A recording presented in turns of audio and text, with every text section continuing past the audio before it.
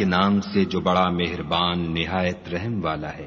ان فرشتوں کی قسم جو ڈوب کر کھینچ لیتے ہیں اور ان کی جو آسانی سے کھول دیتے ہیں اور ان کی جو تیرتے پھرتے ہیں، پھر لپک کر آگے بڑھتے ہیں، پھر دنیا کے کاموں کا انتظام کرتے ہیں کہ وہ دن آ کر رہے گا جس دن زمین کو بھونچال آئے گا، پھر اس کے پیچھے اور بھونچال آئے گا۔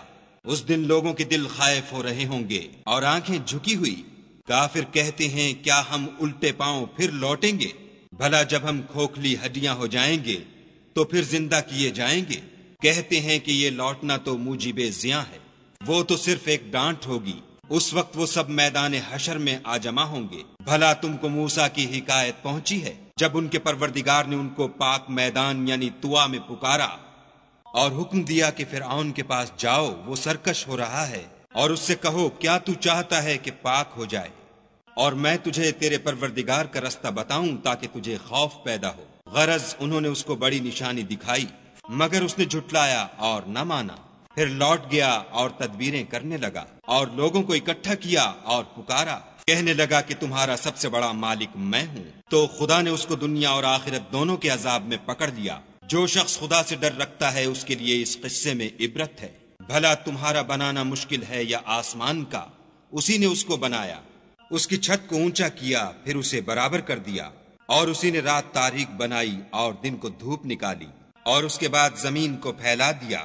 اسی نے اس میں سے اس کا پانی نکالا اور چارہ اگایا، اور اس پر پہاڑوں کا بوجھ رکھ دیا۔ یہ سب کچھ تمہارے اور تمہارے چار پایوں کے فائدے کے لیے کیا۔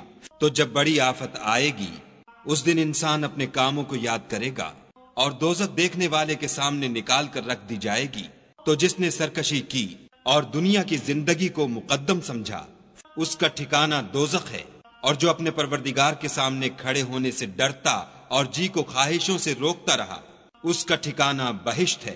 اے پیغمبر صلی اللہ علیہ وآلہ وسلم، لوگ تم سے قیامت کے بارے میں پوچھتے ہیں کہ اس کا وقوع کب ہوگا، سو تم اس کے ذکر سے کس فکر میں ہو؟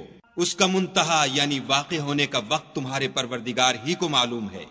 جو شخص اس سے ڈر رکھتا ہے تم تو اسی کو ڈر سنانے والے ہو۔ جب وہ اس کو دیکھیں گے تو ایسا خیال کریں گے کہ گویا دنیا میں صرف ایک شام یا صبح رہے تھے۔